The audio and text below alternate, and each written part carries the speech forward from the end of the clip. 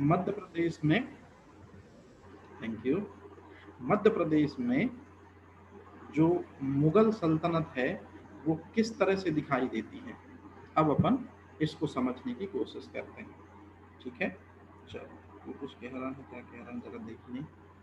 ठीक है, हाँ। तो मध्य प्रदेश में मुगल वंश से क्या रिलेशन देखने को मिलता है, शुरुआत करते हैं।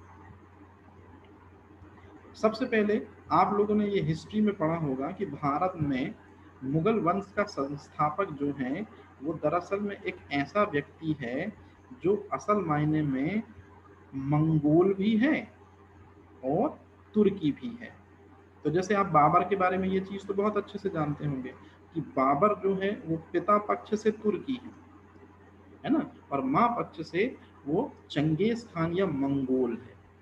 और इन्हीं मंगोल और तुर्क इन दोनों को मिला के दरअसल में क्या बना है, मुगल बना है। तो ये आपने हिस्ट्री में ये पढ़ा होगा, आपके हिस्ट्री टीचर ने ये पढ़ाया होगा कि दरअसल में मुगल शब्द दो चीजों से मिलकर बना है, मंगोल प्लस तुर्की।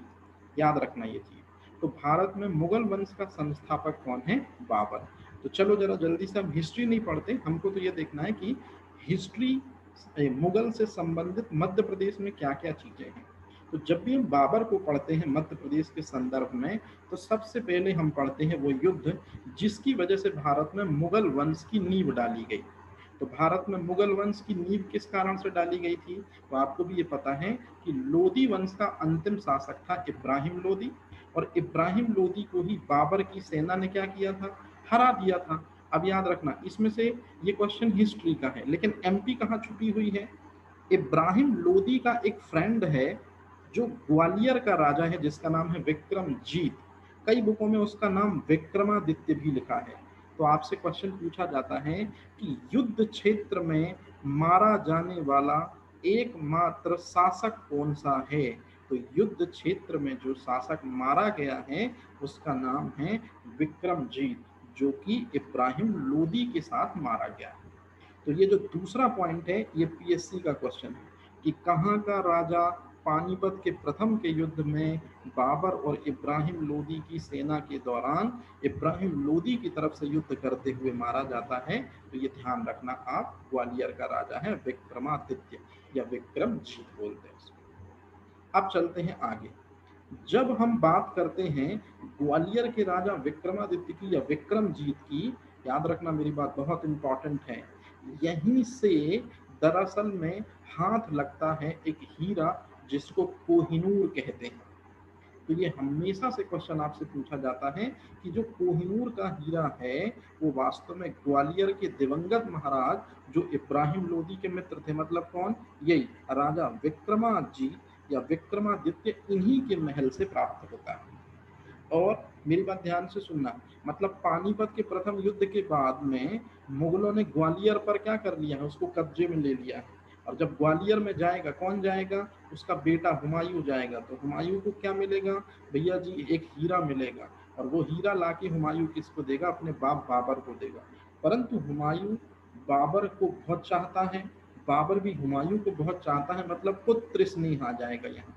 इस वजह से हुमायूं जो हीरा लेकर आया था ग्वालियर के विक्रमजीत के महल से, बाबर उसको अपने बेटे को ही दे देगा। और ये बात आप याद रखना, कोहिनूर का हीरा इस दुनिया का सबसे बदकिस्मत हीरा है। ये जिसके पास गया उसकी जिंदगी बिगाड़ दी है।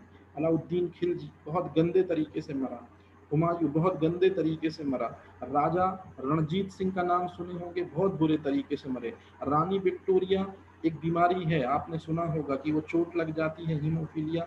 मतलब जितनों के पास में ये हीरा है वो कहीं ना कहीं बहुत बुरी तरह से मरे हैं या दरअसल में दिक्कत परेशानी में रहे हैं। तो यहाँ शुरुआत यहीं से होती है, ये ग्वालियर के राजा विक्रमजीत से कोहिनूर की, और यही युद्ध स्थल में मारे जाते हैं। मतलब जब भी आपसे बाबर के संदर्भ में पानीपत का युद्ध पूछा जाएगा तो एमपी में ग्वालियर निकलेगा और राजा विक्रमजीत निकलेगा। चलते हैं आगे। खानवा का युद्ध कब हुआ था, ये डेट आपको हिस्ट्री में याद रखनी है, 17 मार्च 1527। इकाई का अंक यहाँ भी साथ है और इकाई का अंक यहाँ भी साथ है। निश्चित रूप में दो पक्ष होंगे लड़ाई के, पहला पक्ष में बाबर है, परंतु दूसरे पक्ष में आप देखो खतरनाक दिखेंगे। मेवाड़ का राणा सांगा तो है, लेकिन इसमें बहुत सारे राजपूतों और अफगानों के साथ में गठबंधन किया है। किन किन के साथ में गठबंधन किया उससे पहले मैं आपको बता दूं, राणा सांगा जो है उनका नाम असल में राणा संग्राम सिंह है। तो ये राजपूतों के साथ मैत्री कर लेते हैं बाबर को हराने के लिए।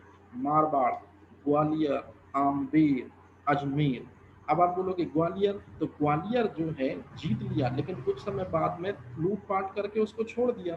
तो अगला शासक बनेगा ग्वालियर का जो कि विक्रमजीत का बेटा, वो दरअसल में इस युद्ध में पार्ट देगा, खानवा के युद्ध में। फिर उसके बाद आमेर, अजमेर, मतलब यहाँ के जो राजपूत हैं वो राजा राणा सांगा के साथ हो गए। मालवा का शासक मेदिनी राय, मोस्ट इंपॉर्टेंट, ये आगे काम आएगा हमको। और महमूद लोदी, ये भी और आगे काम आएगा हमको। इब्राहिम लोदी जो है दरअसल में उसका भाई है महमूद लोदी।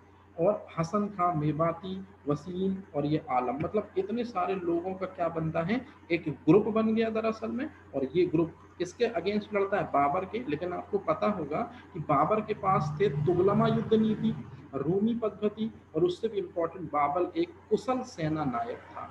इस कुशल सेना नायक के कारण बाबर ने किसको हरा दिया, इतने बड़े संगठन को हरा दिया जो राजपूतों और अफगानों का संगठन था। याद रखना ये चीज हमेशा। इस युद्ध के बाद जो राणा सांगा ने मालवा पर अपना अधिकार कर लिया था, आधा मालवा, वो दरअसल में अब चला जाएगा किसके पास में, बाबर के पास में। तो आपसे क्वेश्चन पूछा जाएगा, खानवा के युद्ध का परिणाम एमपी की दृष्टि से क्या हुआ। तो राणा सांगा, जिनका मालवा के क्षेत्र में बहुत बड़ा पार्ट था, वो दरअसल में उनके हाथों से निकल गया। तीसरा युद्ध चंदेरी का युद्ध, मोस्ट इंपॉर्टेंट। कब हुआ था, तो 29 में से यदि आप एक घटा दोगे तो बचेगा 28। और ये घटना कब की चल रही है, 1528। तो ये डेट आपको याद रखनी, चंदेरी का युद्ध। अब चंदेरी का युद्ध से एमपी का क्या रिलेशन, अरे भैया बहुत बड़ा रिलेशन है। कैसे, देखो जरा। यदि आपको मालवा में एंटर होना है तो आपको चंदेरी से ही आना होगा, मतलब चंदेरी स्टार्टिंग पॉइंट कहलाता है। ये चीज आप जरूर याद रखना, ये बहुत इंपॉर्टेंट क्वेश्चन है कि मालवा में एंटर होने के लिए आपको चंदेरी को सबसे पहले अपने कब्जे में लेना होगा। जो राणा बाबर जो है वो भी यही चाहता है कि चंदेरी को अपने कब्जे में। और उस समय चंदेरी का शासक जो है वो मेदिनी राय है। ये बहुत इंपॉर्टेंट क्वेश्चन है। और जो मेदिनी राय है, ये बात आप याद रखना, ये राजपूत शासक है। ये चीज याद, ये लिखा राजपूत शासक है। और इब्राहिम लोदी का भाई नहीं है मेरे भाई, ये थोड़ा सी गलत इंफॉर्मेशन है, मित्र। ये चीज थोड़ी सी इसको सही करनी है अपन। फाइनल में युद्ध होता है, आपको भी पता है, बाबर विजयी रहेगा, मेदिनी राय हार गया। अब जरा जल्दी से देखते हैं कि इस युद्ध के बाद हुआ क्या है। ध्यान से सुनना। मेदिनी राय जैसे ही हारा, चंदेरी के युद्ध में जो बचा हुआ मालवा था उस पे पूरी तरह से अब बाबर की हुकूमत हो जाएगी। मतलब आधा मालवा तो पहले ही छीन चुका था, अब आधा मालवा और छीन गया, मतलब पूरी तरह से मालवा पर नियंत्रण हो गया। किसका, नाम है बाबर का। याद रखना ये चीज। अच्छा, यहीं पे आपने सुना होगा कलिंजर महोबा का एक किला है, इसको दुर्गम किला मानते हैं।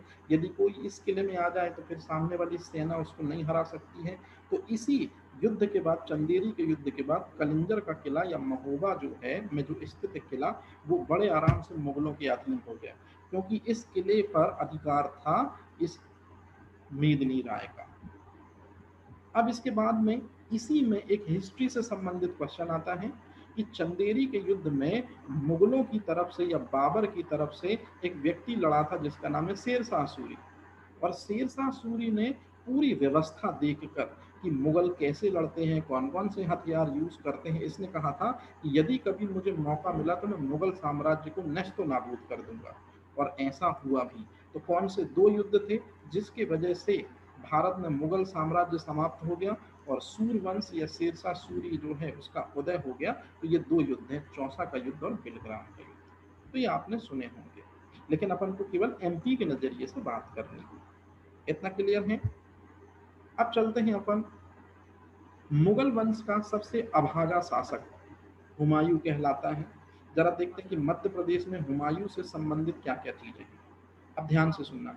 जैसे मैं आपसे पूछूं कि हुमायूं के शत्रुओं का नाम बताइए जरा, कि हुमायूं के कौन कौन शत्रु थे, तो आप में से ज्यादातर लोग बोलेंगे शेरशाह सूरी। लेकिन यदि मैं बोलूं शेरशाह सूरी को नहीं बोलना, इसके अलावा आप अगर कोई भी और दूसरा नाम बता सकें तो बताइए, तो आपको आगे बढ़ के ये नाम बोलना है। गुजरात का शासक है बहादुर शाह। ये बहुत बड़ा शत्रु है हुमायूं का। और 1531 में, मेरी बात ध्यान से सुनना, 1531 में बहादुर शाह जो है वो मालवा पर अटैक करता है, और मालवा पर अटैक करके मालवा के ज्यादातर एरियाज को अपनी ओर मिला लेता है या जीत लेता है। परंतु हुमायूं जो है इसी की शक्ति को रोकने के लिए, कि बहादुर शाह ने बहुत जल्दी मालवा के छोटे छोटे प्रदेशों को जीतकर अपनी ओर मिला लिया है, तो बहादुर शाह की शक्ति को रोकने के लिए हुमायूं सबसे पहला अभियान करता है। याद रखना, आपसे क्वेश्चन पूछा जाता है कि हुमायूं का सबसे पहला अभियान कौन सा था, तो कलिंजर अभियान था। मतलब जो किला था वो हुमायूं के हाथ से जा चुका, बहादुर शाह ने उसको टेक ओवर कर लिया था। अब एक और क्वेश्चन पूछा जाता है, बहुत इंपॉर्टेंट है। बाबर का जो पुत्र है हुमायूं, उसने कलिंजर को जो शासक था कुछ समय बाद, वो दरअसल में ये बहादुर शाह ने इसके अधीन कर रखा है। चंदेल शासक प्रताप रुद्रदेव को दरअसल में इसका पाठ दे रखा है, भैया तुम इसकी देखभाल करो और निगहबानी करो। तो हुमायूं क्या करता है कि कलिंजर का जो चंदेल शासक है प्रताप रुद्रदेव, इसके अगेंस्ट में अटैक करता है और इसको हरा देता है। और निश्चित रूप में अब कलिंजर के किले पर अधिकार हो जाएगा हुमायूं का। तो यहाँ बहुत इंपॉर्टेंट क्वेश्चन बनता है। पहला क्वेश्चन तो ये बनता है कि मालवा पर हुमायूं ने अपना प्रभाव जमाया किसको हराकर, बहादुर शाह को हराकर। लेकिन यदि आपसे पूछा जाए कि कलिंजर को जीता गया है, तो कलिंजर को जीता गया है किसको हराकर, प्रताप रुद्रदेव को हराकर। ये बहुत इंपॉर्टेंट क्वेश्चन है। परंतु यदि मैं आपसे पूछूं कि वो कौन सा युद्ध था हुमायूं और शेर शाह के बीच में, जिसके कारण से अब भारत में मुगल वंश समाप्त हो जाएगा और सूर वंश का उदय होगा, तो निश्चित रूप में वो युद्ध है बेलग्राम और कन्नौज का युद्ध। तो 17 मई 1540 को ये युद्ध हुआ। इसमें शेरशाह सूरी विजयी हुआ। हुमायूं जो है युद्ध क्षेत्र से भागा। युद्ध क्षेत्र से भागने के बाद ये आगरा पहुंचा। आगरा में भी शेरशाह सूरी ने इसका पीछा किया। फिर ये दिल्ली पहुंचा, दिल्ली में भी पीछा किया। फिर दिल्ली से होते हुए ये पाकिस्तान, अफगानिस्तान से होते हुए फाइनली ईरान चला गया। तो आपसे क्वेश्चन पूछा जाता है वो कौन सा युद्ध है जिस युद्ध के बाद में हुमायूं हिंदुस्तान से पलायन कर जाता है। तो ये बात आप हमेशा याद रखेंगे कि वो कौन सा युद्ध है, बेलग्राम या कन्नौज का युद्ध। अब अपन देखते हैं कि इस बिलग्राम या कन्नौज का युद्ध का एमपी से क्या रिलेशन है भैया जी। इस बिलग्राम या कन्नौज के युद्ध के बाद ही शेरशाह सूरी जो है उसने मालवा को अपने अधिकार क्षेत्र में ले लिया, रायसेन को अपने अधिकार क्षेत्र में ले लिया और ग्वालियर को अपने अधिकार क्षेत्र में ले लिया। तो ये आपसे पूछा जाता है कि किस युद्ध के पश्चात दरअसल में मध्य प्रदेश के 3 ये इंपॉर्टेंट पार्ट शेरशाह सूरी ने अपने अधिकार क्षेत्र में लिए। तो आंसर क्या बोलना है अपन को, बिलग्राम का युद्ध। इस तरह से याद रखना, ये पूरी हिस्ट्री ही है ना ये चीज। अब इसके बाद शासक बनता है शेर शाह सूरी। तो शेर शाह सूरी जो है, इससे संबंधित क्वेश्चन मध्य प्रदेश में पूछे ही पूछे जाते हैं, आप लोगों ने देखा होगा। क्योंकि मध्य प्रदेश के लिए शेर शाह सूरी ने बहुत इंपॉर्टेंट काम किया है। क्या काम किया है जरा समझिए। हाँ, तो मैं ये कह रहा था कि शेरशाह सूरी का मध्य प्रदेश से क्या रिलेशन है। तो ये दो घटनाएं हैं जिनका मध्य प्रदेश से रिलेशन है शेरशाह सूरी के संदर्भ में। पहली घटना ऐसी घटना है जो शेरशाह, अच्छा एक बात याद रखना, शेरशाह सूरी ने शासन करना शुरू किया 1540 से, और शेरशाह सूरी की डेथ हो जाती है 45 में। मतलब मात्र 5 साल शासन कर पाएगा। और इन 5 सालों में एक ऐसा अभियान वो करता है जो उसके माथे पे आज भी कलंक है। और वो कलंक जो है वो मध्य प्रदेश से जुड़ा है, रायसेन से। क्या है समझना जरा। पहले तो अब रायसेन का जो राजा है उस समय तत्कालीन, वो समझ लो, राजा पूरण सिंह। और घटना है 1543 की। राजा पूरण सिंह जो है इनको छल से पराजित किया था, किसने, शेरशाह सूरी ने। अब कैसे पराजित किया था जरा ये समझ लो। महल के अंदर है राजा पूरण सिंह, और बाहर चारों तरफ से घेर लिया है शेरशाह सूरी ने। और शेरशाह सूरी ने बोला कि यदि राजा जी 6 महीने तक डेरा डाला रहा लेकिन ये बाहर नहीं आया, तो फिर फाइनल में शेरशाह सूरी ने ये पैगाम भिजवाया अंदर कि यदि आप बाहर नहीं आओगे तो फिर क्या चलाए जाएंगे, हथगोले और इस तरह से चलाए जाएंगे। और फिर इस वजह से भी बाहर नहीं आया तो 2 महीने और बढ़ गए, है ना, मतलब दल बल दिखा दिया। फिर फाइनल में ये जो व्यक्ति है ये व्यक्ति जो है जिसका नाम है राजा पूर्णमल, ये कहते हैं कि हम बाहर आ जाएंगे, लेकिन पहले आप हमारे साथ एक वादा करो कि आप मुझे और मेरे परिवार के लोगों को निकल जाने दोगे सकुशल, तो फिर ये किला आपके हवाले हो जाएगा। ये व्यक्ति जो है शेर शाह सूरी, इसने कुरान की शपथ ली और इसने कहा कि मैं आपको वादा करता हूं कि मैं आपके और आपके परिवार के लोगों पर हाथ नहीं उठाऊंगा और उनको सकुशल निकल जाने दूंगा, इस तरह से। लेकिन फिर आगे क्या हुआ होगा ये भी आपको पता है कि जैसे ही राजा निकला अपने परिवार के साथ, उसको धोखे से मार दिया। अब ये मैं नहीं कह रहा, इस घटना के साक्षी दो लोग हैं। एक उसका बेटा है जिसका नाम है कुतुब खां, और दूसरा है आदिल खान। ये दोनों इस घटना के साक्षी हैं। और इस घटना के कारण चूंकि कुरान की झूठी शपथ ली, कुतुब खां को ये चीज बड़ी नागवार गुजरती है और वो तत्काल खुद ही अपनी कटार भोंक कर आत्महत्या कर लेता है। तो ये चीज जरूर याद रखना कि कौन सा अभियान शेरशाह के माथे पर कलंक है। आंसर है रायसीन अभियान। एक और है सन 1545। देखो ये 43 में हुआ, 45 मतलब 2 साल बाद जब मरना है शेर शाह सूरी को, तो कैसे मरता है, वो एक अभियान पर निकला, कलिंजर अभियान। कलिंजर अभियान, इसको बुंदेलखंड की कुंजी कहते हैं। जैसे चंदेरी जो है मालवा का प्रवेश द्वार है, उसी तरह से कलिंजर का किला बुंदेलखंड का प्रवेश द्वार कहलाता है। तो हर कोई चाहेगा कि ये किला मेरे पास आ जाए। अब ध्यान से समझना, उस समय शासक है 1545 में कलिंजर का जो शासक है, चंदेल शासक है कीरत सिंह। कीरत सिंह के महल को चारों तरफ से घेर लिया गया। उक्का नाम का एक अग्नियास्त्र चलाया गया, और उक्का नाम का अग्नियास्त्र जो है वो दीवार से टकराकर पास ही बारूद के ढेर पर आया, विस्फोट हो गया। और चूंकि वो चलाया किसने था, वो उक्का नाम का अग्नियास्त्र खुद शेर शाह सूरी ने, और उसके परखच्चे उड़ जाते हैं और वो क्या हो जाता है, बहुत ज्यादा जल जाता है, घायल हो जाता है, लगभग 90 डिग्री बर्न हो जाता है इस वजह से। परंतु उसके प्राण बस ये सुनने के लिए अटके हैं कि क्या अभी किला जीत लिया गया। तो उसका जो बेटा है जिसका नाम है, बहुत इंपॉर्टेंट, इस्लाम शाह। इस्लाम शाह अपने पिता से वादा करता है कि जब तक मैं इस किले को जीत नहीं लेता तब तक आप मक्को में मरने नहीं दूंगा। और फाइनल में जो ये शेर शाह सूरी है, ये मरता भी नहीं है। और लेकिन जिस दिन इस्लाम शाह आता है और कहता है कि पिताजी आपकी मेहनत रंग लाई, कलिंजर का किला जीत लिया गया है, वो कीरत सिंह को निकाला मैंने और 70 सहयोगियों के साथ में मैंने क्या कर दिया, उनको मरवा दिया है। जैसे ही ये वर्ड सुनता है कि किला जीत लिया गया है, जो शेर शाह सूरी होता है वो तत्काल अपने प्राण त्याग देता है। मतलब कहने का है कि ये किला जीत लिया गया कलिंजर का, तो इसलिए ये विजय अभियान भी है। मतलब ये मृत्यु भी है यहीं पर, और ये उसका विजय अभियान भी में शामिल होता है। तो ये चीज आपसे हमेशा पूछी जाती है कि वो कौन सा किला है जिसको अपने प्राण देकर जीता शेर शाह सूरी ने, तो कलिंजर का किला है, ये याद रखना।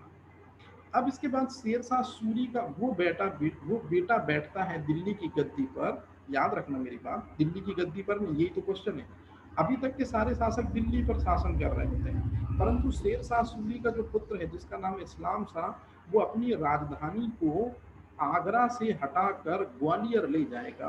तो आपसे क्वेश्चन पूछा जाता है, इस्लाम शाह जो है उसने अपनी राजधानी क्या बनाई थी, तो आंसर है ग्वालियर बनाई थी। और जब डेथ होगी इस्लाम शाह की, तो याद रखना इस इस्लाम शाह की डेथ कहाँ होती है, ग्वालियर में। परंतु इसको अपने बाप के पास दफनाया जाता है। तो शेर शाह सूरी को दफनाया गया था बिहार के सासाराम में, तो वहीं इस्लाम शाह को भी दफना दिया जाएगा। लेकिन यदि आपसे कोई पूछे कि मृत्यु कहाँ हुई थी इस्लाम शाह की, तो ग्वालियर में। अगर आपसे कोई पूछे कि राजधानी क्या बनाई थी, तो ग्वालियर बनाई थी। ऐसा चीज आपको याद रखना। अब इसके बाद अपन आते हैं अकबर। तो अकबर जो हैं, उनका जन्म जो है ये कहाँ पर हुआ है भैया जी, मध्य प्रदेश में। माफी चाहता हूँ, ये लाइन मैंने जबरदस्ती में लिख दी। कई लोग ये थार को धार पढ़ लेते हैं, कई बार ये छोटी सी गलती थी, इसलिए दरअसल ये लाइन हो गई। बस मुझे ये बताना था कि अकबर का जन्म जो है वो हिंदुस्तान में हुआ है, ये बात हमेशा याद रखना। और वो भी कहाँ पर हुआ है, अमरकोट के राणा वीर साल के महल में हमीदा बानो के गर्भ से हुआ है। हालांकि इसका एमपी से कोई लेना देना नहीं है, ठीक है, बस नॉर्मल सी चीज बतानी थी ये। हाँ, अब अगर मैं पूछूं कि मुगल वंश की नींव किसने डाली, तो आंसर है बाबर। लेकिन मुगल वंश का वास्तविक संस्थापक कौन है, जिसने असल में मुगल वंश की जड़ों को काफी दूर दूर फैलाया, तो आंसर है अकबर। ये बात आप जरूर याद रखेंगे। जैसे दिल्ली सल्तनत का संस्थापक है ऐबक, लेकिन वास्तविक संस्थापक इल्तुतमिश। उसी तरह से मुगल वंश का संस्थापक यदि बाबर है तो वास्तविक संस्थापक कौन है? अकबर। तो अकबर जो है इसका पहला अभियान होता है। दरअसल में अकबर जो है वो कैसा शासक है? विजय श्री के प्रति ललायत है, उसको भूख चाहिए है, जीत की भूख है। वो साम्राज्यों को जीत जीत कर अपने में मिलाना चाहता है। तो सन 1561 में अकबर मालवा पर अभियान करता है। ये मालवा वही है जहाँ का शासक बाज बहादुर है और रानी रूपमती उसकी बीवी है। तो दरअसल में अकबर अपने एक सेनापति को भेजता है जो महामंगा का लड़का है, नाम है जिसका अधम खान। तो अधम खान आता है और लूटपाट मचाता है। लूटपाट को देखकर बाज बहादुर छोड़कर भाग जाता है। रानी रूपमती पर जैसे ही आगे बढ़ता है उसको अपना शिकार बनाने के लिए, तो रानी रूपमती भी जहर खाकर मर जाती है। तो इस तरह से ये पूरी की पूरी कहानी है, ये चीज आपको याद रखनी है। अब जब भी अकबर का जिक्र होता है तो मध्य प्रदेश की दो लेडीजें दरअसल में अकबर के लिए इम्पॉर्टेंट हैं।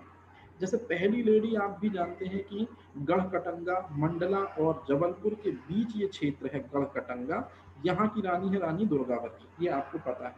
लेकिन दूसरी लेडीज का जो मैंने नाम लिखा है वो तो अहमदनगर की शासिका है। अहमदनगर मतलब साउथ इंडिया।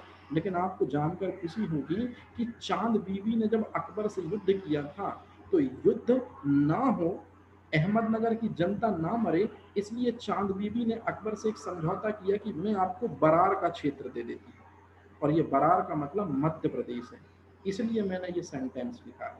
ये चीज आप ध्यान रखेंगे, ये आगे भी मैंने ये चीज का जिक्र किया। तो चलिए शुरुआत करते हैं। सबसे पहले अकबर ने जो सबसे पहला अभियान किया था, वो पहला अभियान सबसे पहला अभियान मालवा मालवा का शासक बाज बहादुर के खिलाफ किया था। अब ध्यान से सुनना, बहुत इंपॉर्टेंट चीज बोल रहा हूँ। जिस व्यक्ति को अपना सेनापति बनाकर भेजा अकबर ने, उसका नाम है अधम खां। ये अधम खां कौन है भैया जी? ये अधम खां वही है जो महामंगा का लड़का है। आपने सीरियल देखा होगा तो ये आपको पता होगा। अब मैंने आपको पहले ही बताया कि मालवा का शासक बाज बहादुर है। जैसे ही अधम खान आएगा, अधम खां आएगा, लूटपाट मचाएगा, ये कंफर्म होने लगेगा बाज बहादुर को कि मैं नहीं जीत पाऊंगा, तो ये क्या करेगा? ये युद्ध क्षेत्र से भाग जाएगा। मेरी बात बहुत ध्यान से सुनना। युद्ध क्षेत्र से भाग जाएगा बाज बहादुर और इसकी बीवी वहीं रह जाएगी रानी रूपमती। तो ये जहर खाकर क्या कर लेगी? आत्महत्या कर लेगी। ये चीज बहुत इंपॉर्टेंट है। अब ध्यान से समझना, यहाँ से क्वेश्चन पे क्वेश्चन बनते हैं। हालांकि एमपी की हिस्ट्री यहाँ खत्म हो जाती है, परंतु यहाँ एक बहुत इंपॉर्टेंट घटना है जिसको मेरे को आपको बताना है, जो बहुत ही महत्वपूर्ण है। दरअसल में मालवा को मन भर कर लूटेगा। कौन लूटेगा? अच्छे से देख लो, महामंगा का बेटा अधम खान लूटेगा जब बाज बहादुर भाग जाएगा। और जब पैसा लूटेगा तो पैसे का, यदि मान लो 100 रुपए लूटे हैं तो याद रखना 10 रुपए जो है वो अकबर को भेज दिया जाएगा, बादशाह को भेज दिया जाएगा। और 90 रुपए मतलब इतनी संपत्ति अपने पास रख लेगा। कौन? अधम खान। याद रखना, यही चीज जब पता चलेगी, किसको पता चलेगी? अकबर को पता चलेगी, तो अकबर मारने के लिए आएगा। किसको आएगा? अधम खान को। लेकिन बीच में आ जाएगी महामंगा, तो वो बचाव कर देगी कि नहीं मारिए, ये अभी नासमझ है। तो अकबर माफ कर देगा। क्यों? क्योंकि अकबर का शुरुआती नाम है जलाल, और जलाल को अपने सीने की गर्मी देकर, या दरअसल में उसको दूध पिलाया था सौतेली माँ थी महामंगा, इसलिए वो नहीं मारता। परंतु अब आता बहुत इंपॉर्टेंट क्वेश्चन। अकबर ने हाल ही में अपना एक वकील नियुक्त किया था जिसका नाम है अतगा खां। बहुत इंपॉर्टेंट है।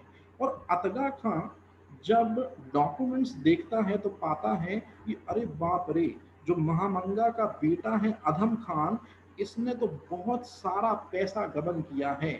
मतलब यदि 100 रुपए मालवा अभियान से आए हैं तो मात्र अकबर को 1 रुपए भेजा है। 99 रुपए तो अधम खान खुद ही खा गया है। तो जब रिकॉर्ड चेक करता है अधम खान, या माफी चाहता हूँ अतगा खान, तो वो दोषी पाता है। किसको दोषी पाता है? अधम खान को दोषी पाता है। और जब ये चीज पता चलती है अधम खान को कि यार अतगा खान ने पूरे रिकॉर्ड देख लिए हैं, तो अधम खान जो है वो अतगा खान की तलवार से हत्या कर देगा और अकबर को मारने के लिए बढ़ेगा। तो अकबर खुद क्या करेगा, इस महामंगा के बेटे अधम खान को क्या करेगा, युद्ध में पराजित करेगा और फिर महल की मुंडेर से गिरा गिरा कर तब तक मारता रहेगा अधम खान को जब तक वो मर नहीं जाता। तो याद रखना, ये महल की मुंडेर वही है जो सेनापति है दरअसल में, अधम खान जो मालवा अभियान में गया था। तो ये मैंने बहुत आगे की चर्चा कर दी, ये ध्यान रखना आप।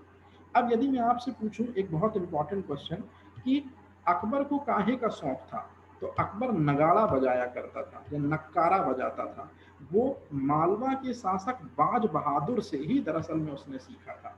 तो पहला क्वेश्चन ये कि अकबर को काय का शौक था नगाड़ा बजाने का, वो बाज बहादुर से सीखा था। अब दूसरा क्वेश्चन आता है कि बाज बहादुर रानी रूपमती की समाधि कहाँ पर है, ये आपको याद रखना है, सारंगपुर में है ये। क्लियर है ये चीज इस तरह से। अब जब भी अकबर के बारे में जिक्र होता है तो एक रानी का और जिक्र होता है जो आपको पता होगा, रानी दुर्गावती। ये रानी दुर्गावती जो है ये कौन है, पहले तो आप एक चीज बहुत अच्छे से समझ लो, मेरी बात ध्यान से समझना। रानी दुर्गावती ये है मेरे भाई, महोबा एक जगह है, आप भी जानते हो, महेश्वर बोलते हैं, वहां चंदेल वंश का शासक है कीरत सिंह और उनकी बीवी का नाम है सलीमान।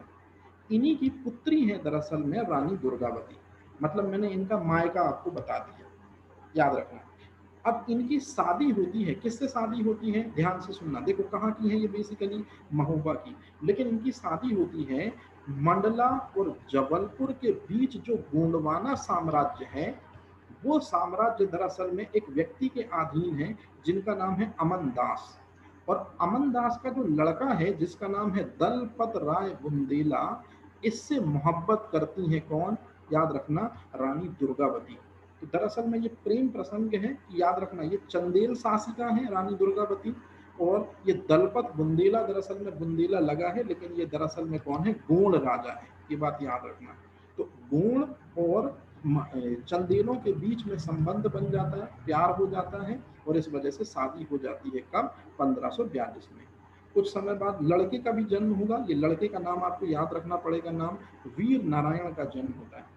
परंतु वीर नारायण अभी काफी छोटा है और राजा दलपत राय जो है उनकी डेथ हो जाती है, अकाल मृत्यु हो जाती है। तो जैसे ही दलपत राय की अकाल डेथ होगी और बेटा काफी छोटा है अभी वीर नारायण, तो फिर रानी दुर्गावती जो है वो शासन की बागडोर स्वयं संभाल लेंगी। तो ये कहानी है रानी दुर्गावती की, ये बहुत इंपॉर्टेंट है, याद रखना ये चीज। 1857 के विद्रोह में भी मैं आपको यही सारी चीजें माफी चाहता हूँ, आगे चल के इतिहास में भी आपको यही चीजें मैं बताऊंगा।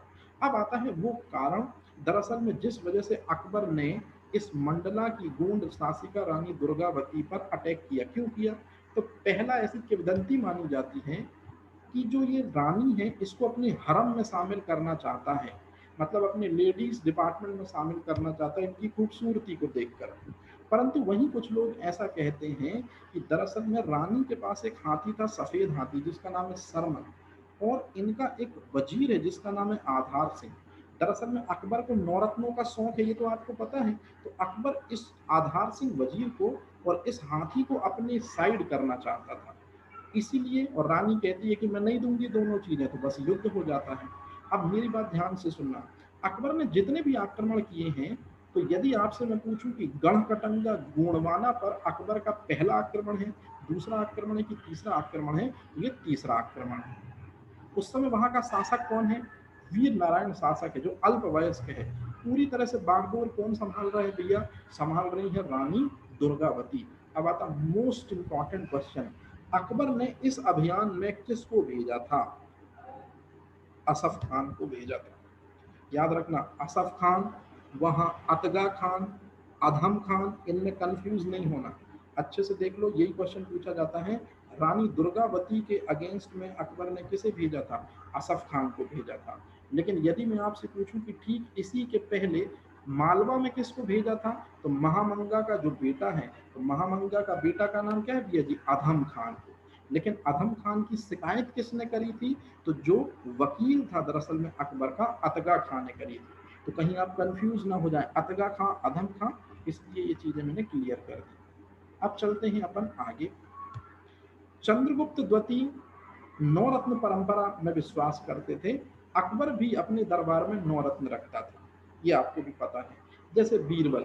अब बीरबल का क्यों लिखा मैंने नाम, क्योंकि ये मध्य प्रदेश से संबंधित है। इनका मूल नाम महेश दास है और ये मध्य प्रदेश के सीधी से संबंधित व्यक्ति हैं, इस तरह से। अब आता है तानसेन। अब तानसेन के बारे में मैं क्या बताऊं, आप तो खुद मेरे से ज्यादा तानसेन के बारे में जानकार हैं कि तानसेन वो व्यक्ति है जो रीवा के रामचंद्र बघेल की सेवा में रहा करते थे।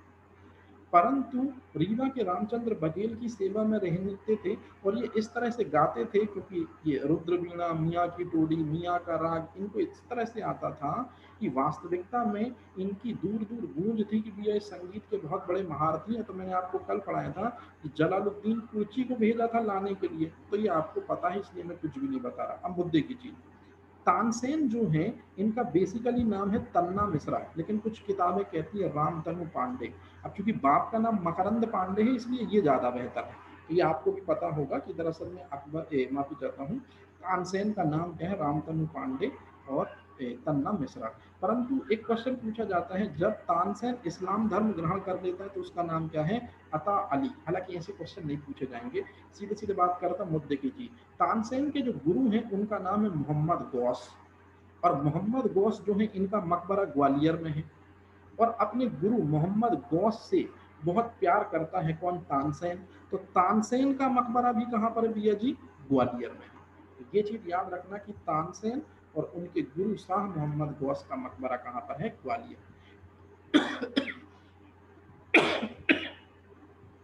कई बार कॉम्पिटेटिव एग्जाम में पूछता है कि तानसेन के गुरु का नाम क्या है, और ये शाह मोहम्मद गौस यदि ऑप्शन में नहीं देता तो आपको ये वर्ड देगा, संत हरिदास। याद रखना ये बहुत इंपॉर्टेंट क्वेश्चन है। और यदि मैं आपसे पूछूं कि तानसेन जो है इसको कौन सी उपाधि दी गई थी, तो तानसेन को एक उपाधि दी गई थी जिसका नाम है कंठाभरण वाणी विलास।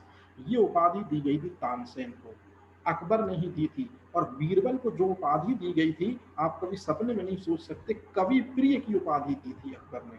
तो आजकल ये क्वेश्चन और ये क्वेश्चन धूम मचा रहे हैं, तो ये चीज आप ध्यान रखेंगे, ये बहुत इंपॉर्टेंट क्वेश्चन है। क्लियर है ये चीज।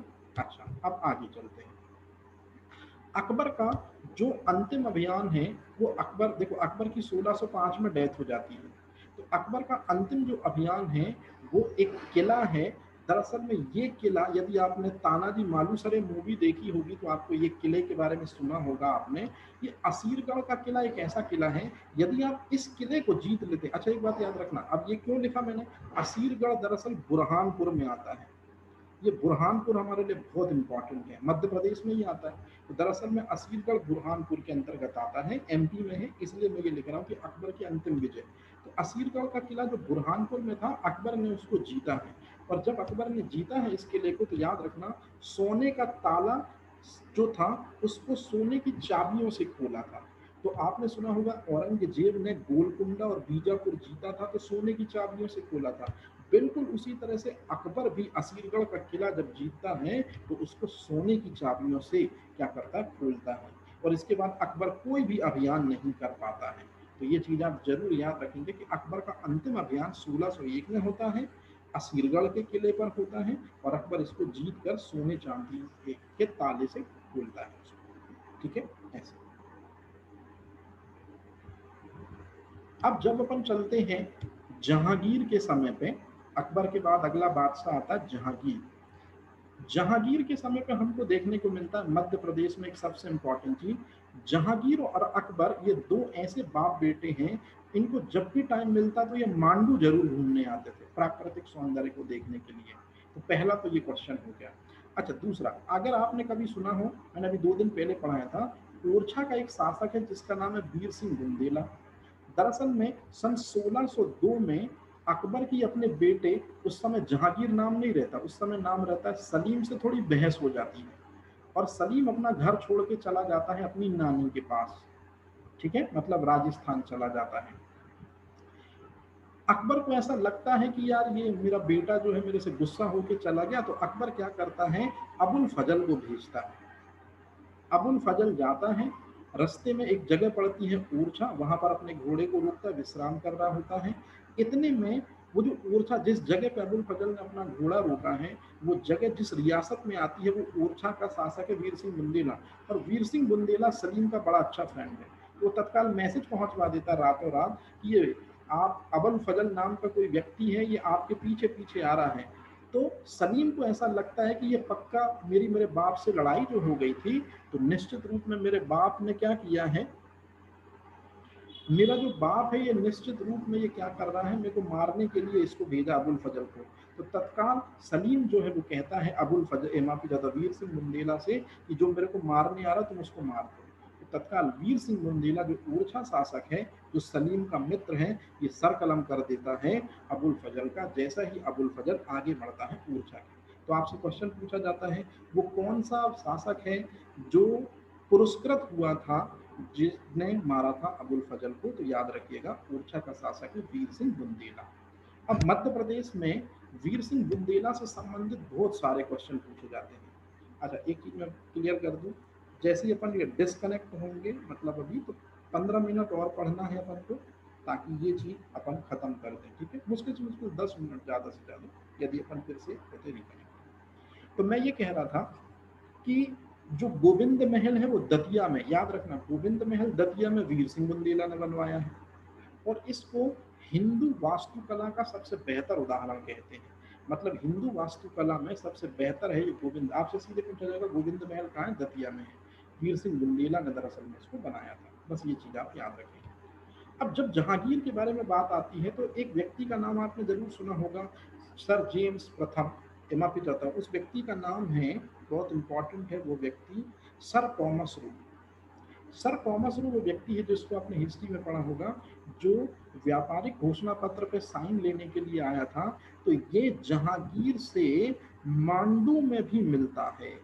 तो ये एक बहुत इंपॉर्टेंट क्वेश्चन है, इसलिए मैंने इस सेंटेंस को लिखा है कि ये चीज कि जो सर टॉमस रो है, जो इंग्लैंड के राजा जेम्स प्रथम का राजदूत है, जो व्यापार पर साइन लेने के लिए आता है, ये मध्य प्रदेश में कहाँ मिलता है, जहांगीर से। तो याद रखना जहांगीर मांडू में आया हुआ था, तो उसके पीछे पीछे आ जाएगा सर टॉमस रो और बोलेगा सर हमको व्यापारिक घोषणा पत्र की क्या कर दो, पे प्रति पे साइन दे दो। तो इस तरह से ये क्वेश्चन भी पूछा जाता है।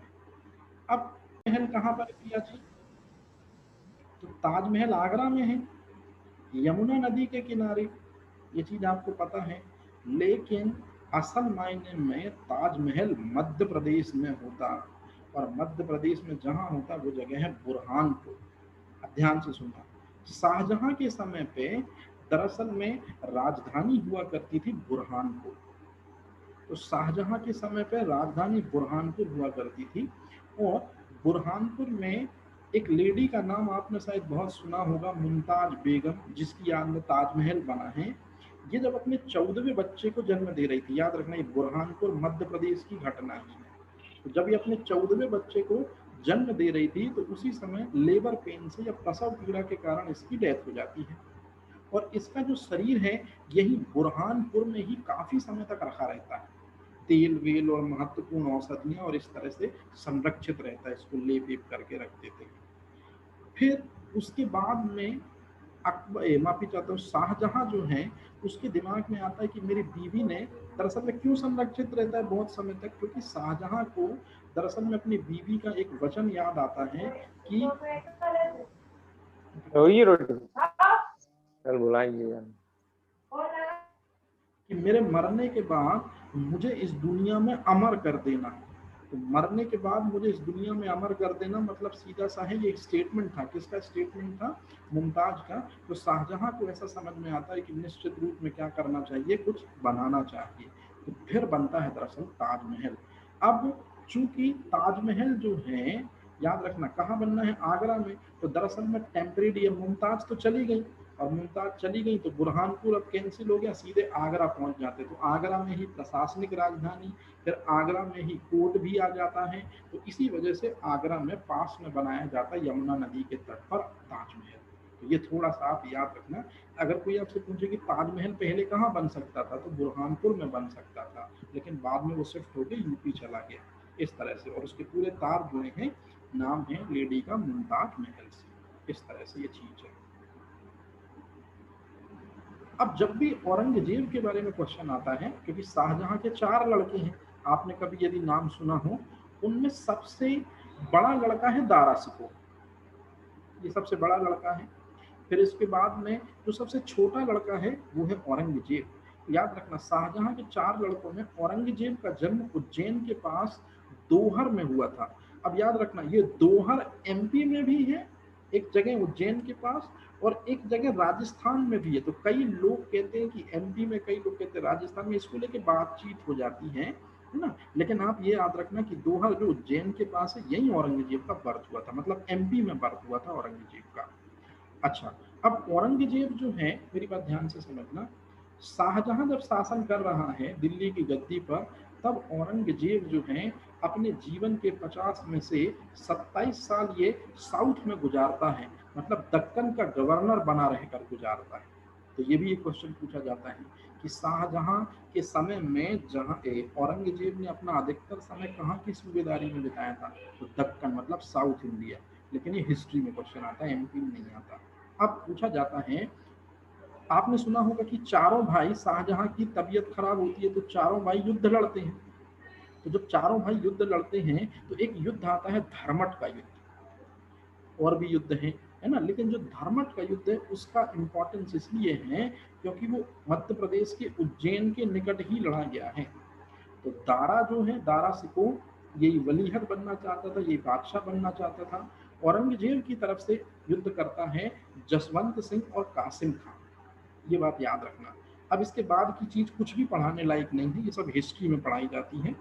इस युद्ध का परिणाम ये हुआ था कि दारा की हार हो गई थी। लेकिन जब भी क्वेश्चन पूछा जाएगा धर्मट का युद्ध कहाँ है या धर्मट का युद्ध कहाँ हुआ था, तो मध्य प्रदेश के उज्जैन में हुआ था। ये ध्यान से रखना पड़ेगा। अब जब भी औरंगजेब की बात आती है, तो औरंगजेब की बात जब भी आएगी तो औरंगजेब ने कुछ बुंदेलों से लड़ाइयां भी की हैं। अब कौन से बुंदेल से लड़ाइयां की हैं, ये बहुत इंपॉर्टेंट है। मैंने आपको अभी 1-2 दिन पहले पढ़ाया था, बुंदेला शासकों में पढ़ाया था मैंने, राजा चंपत राय। ये चंपत राय वो व्यक्ति है जो बुंदेला खानदान में, जैसे वीर सिंह बुंदेला, वीर सिंह बुंदेला के बाद आएगा चंपत राय, तो ओरछा का शासक है चंपत राय, याद रखना। ये ओरछा का शासक चंपत राय, इसने उत्तराधिकार का युद्ध, मतलब दारा सिकोह, शाह सूजा, है ना, और एक और औरंगजेब, मतलब चारों भाइयों का जो युद्ध हुआ था, इसको उत्तराधिकार का युद्ध कहते हैं। इस उत्तराधिकार के युद्ध में जो चंपत राय था, उसने शुरुआत में औरंगजेब का साथ दिया। मेरी बात ध्यान से सुनना, बहुत इंपॉर्टेंट पॉइंट है ये। जैसे ही चंपत राय ने औरंगजेब का साथ दिया, औरंगजेब विजयी हो गया। तो जब औरंगजेब विजयी हो गया तो औरंगजेब ने कहा कि अब तुम चंपत राय इस्लाम धर्म ग्रहण कर लो। जैसे ही चंपत राय ने ये सुना तो उसने कहा कि मैं सर कटा दूंगा, लेकिन मैं किसी भी कारण से इस्लाम धर्म में अपने को एंटर नहीं होने दूंगा, मैं हिंदू ही रहूंगा, भले मैंने तुम्हारी मदद की है। तो कहने का मतलब है कि इस तरह से सन 1661 में ये बातचीतें हुई और विद्रोह कर दिया चंपत राय ने कि मैं मुसलमान नहीं बनूंगा, अगर लड़ना है तो फिर हम मैदान में लड़ लेते हैं। हुआ भी ऐसा ही, औरंगजेब और चंपत राय की लड़ाई हुई और चंपत राय पराजित हुआ।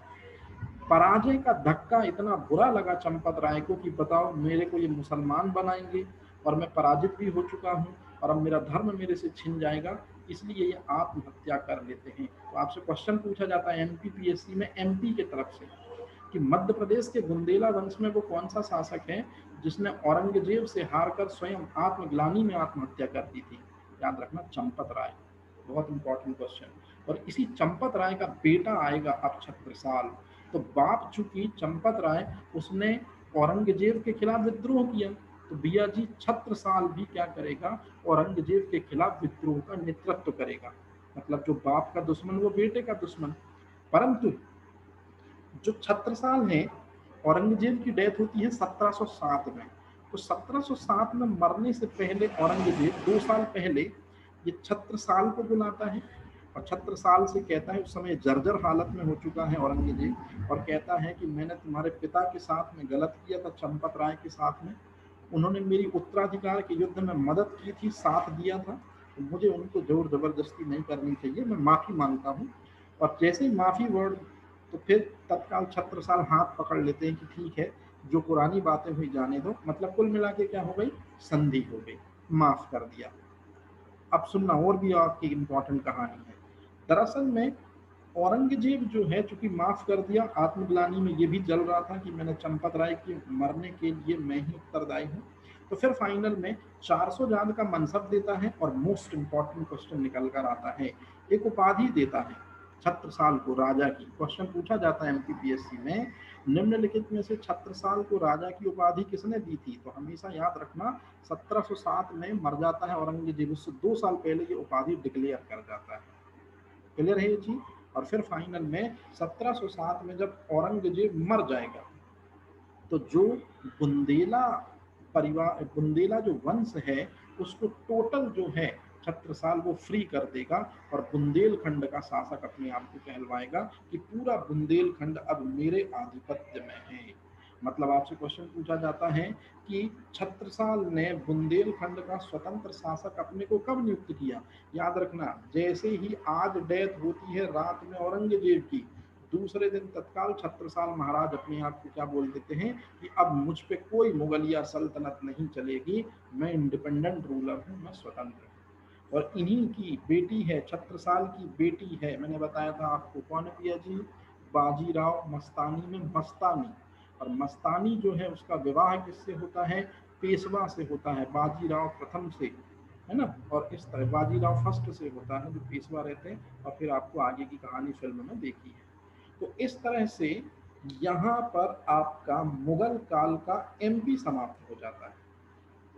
तो जितने भी मुगल काल में एमपी से संबंधित क्वेश्चन थे अपन ने इसमें पूरे देख लिए हैं, ऐड कर दूंगा। लेकिन याद रखना जितने क्वेश्चन आए सब कवर हो गए। अब जरा जल्दी से मैं आपको फटाफट क्वेश्चन बता दूं एमपी के संदर्भ में, ठीक है। क्वेश्चन पूछा जाएगा, राजा की उपाधि औरंगजेब ने छत्रसाल को कब दी? जल्दी। 1705। दूसरा क्वेश्चन, चंपत राय जो है वो कौन से वंश के शासक हैं? चंपत राय कौन से वंश से बुंदेला। संबंधित हैं? याद रखना, गोरछा। राजधानी क्या है भैया इनकी? ओरछा। किधर है ये चीज? अच्छा, उत्तराधिकार का कौन सा युद्ध मध्य प्रदेश से संबंधित है? धर्मठ। और जन्म कहाँ हुआ था? दोहर, उज्जैन।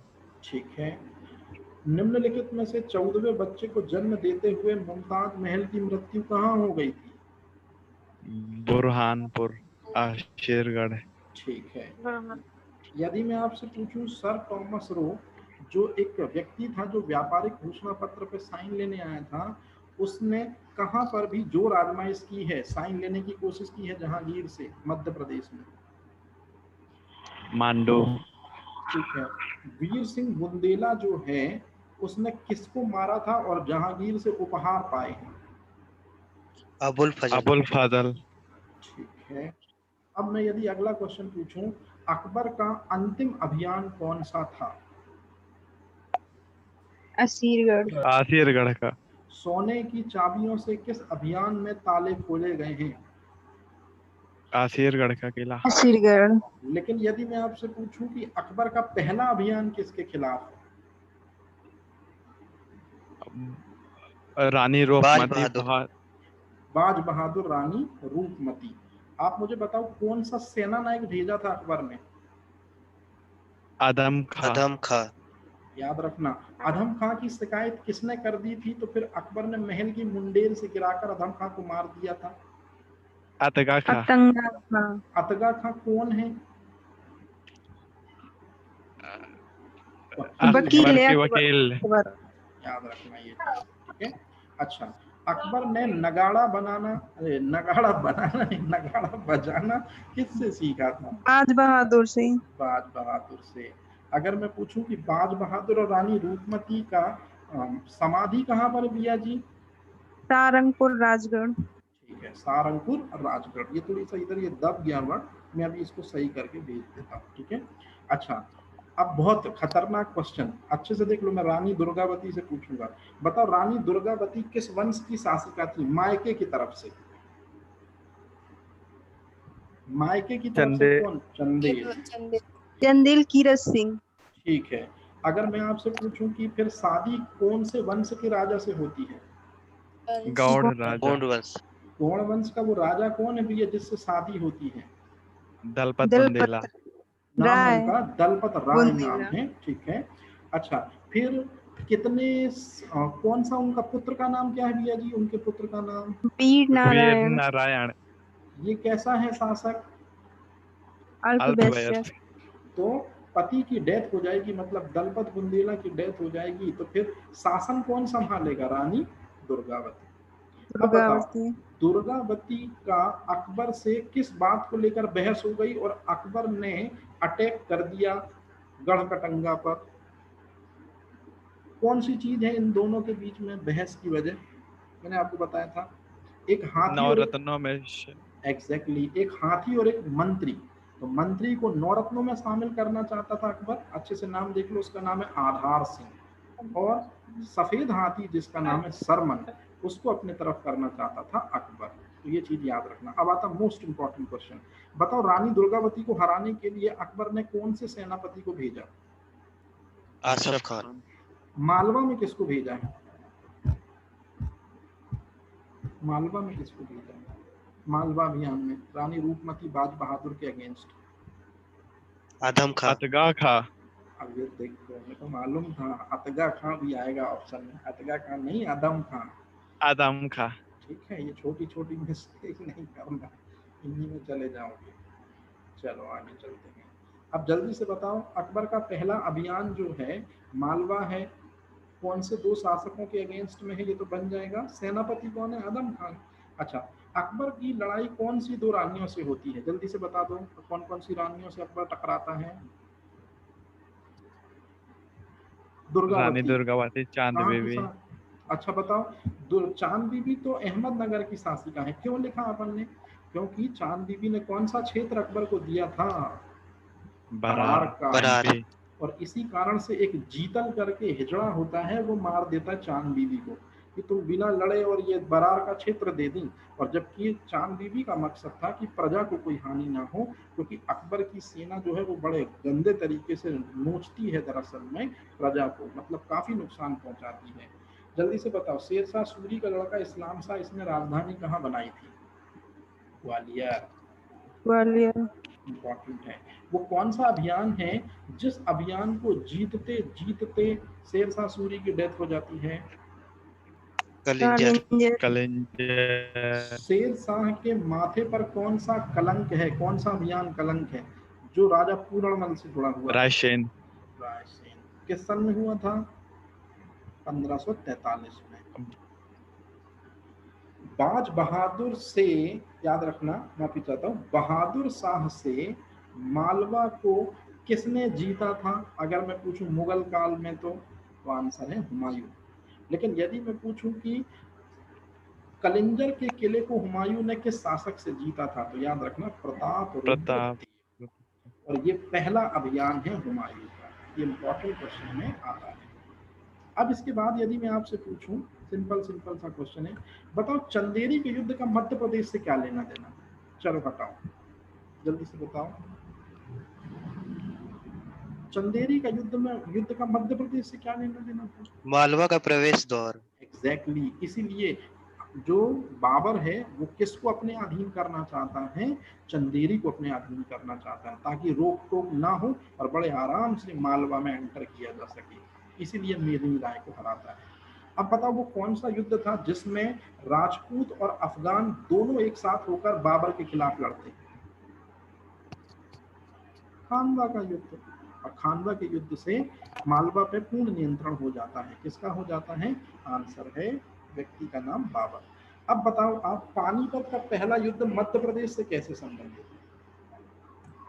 ग्वालियर का राजा विक्रमजीत और इसमें कुछ भाग भी लेता है। नहीं, ग्वालियर का जहाँ राजा विक्रमजीत भाग लेता है, कोहिनूर हीरा वहीं से मिलता है हुमायूं को, वहीं से उसकी किस्मत पलटनी शुरू हो जाती है, मतलब दर दर की ठोकरें खाने वाली हो जाती है। और सबसे इम्पोर्टेंट चीज कि इब्राहिम लोदी के साथ बताओ युद्ध क्षेत्र में कौन सा शासक भी मारा जाता है? ग्वालियर का राजा विक्रमजीत भी मारा जाता है।